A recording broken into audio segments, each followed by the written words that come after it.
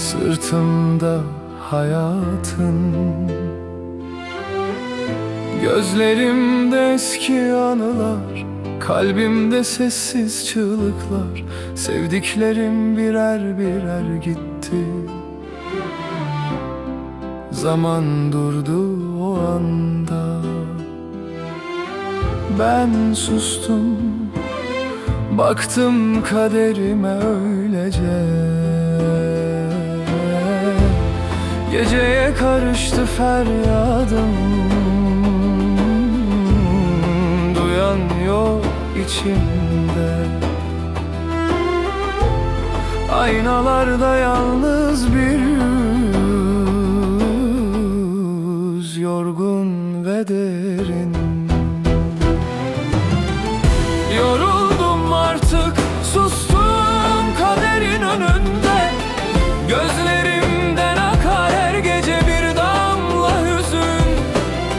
Kaybettiklerim hesabını soruyor içimde.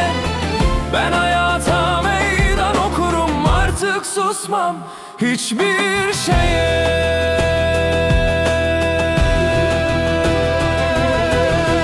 Bir fotoğraf solmuş gibi, hatıralarımda dondu. Sevdiğim her şey uzak, kalbimde hüsran oldu. Ne hayaller kurmuştum, ne umutlar yeşermişti. Şimdi sadece sitem var içimde, gizli derinlikte. Kimse bilmedi acımı, fırtınamı gecede. Gülümsemek zor geliyor, yaralarım konuşuyor sessizce. Yoruldum artık, sustum kaderin önünde. Gözlerimden akar her gece bir damla hüzün. Kaybettiklerim hesabını soruyor içimde. Ben hayata meydan okurum, artık susmam hiçbir şeye.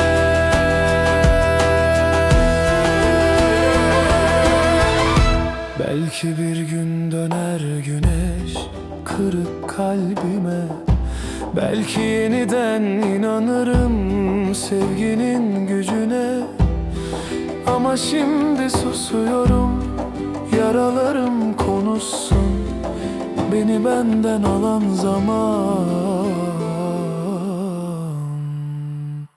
biraz da beni duysun. Yoruldum artık, sustum kaderin önünde. Gözlerimden akar her gece bir damla hüzün.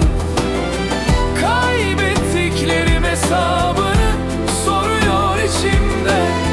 Ben hayata meydan okurum, artık susmam hiçbir şeye.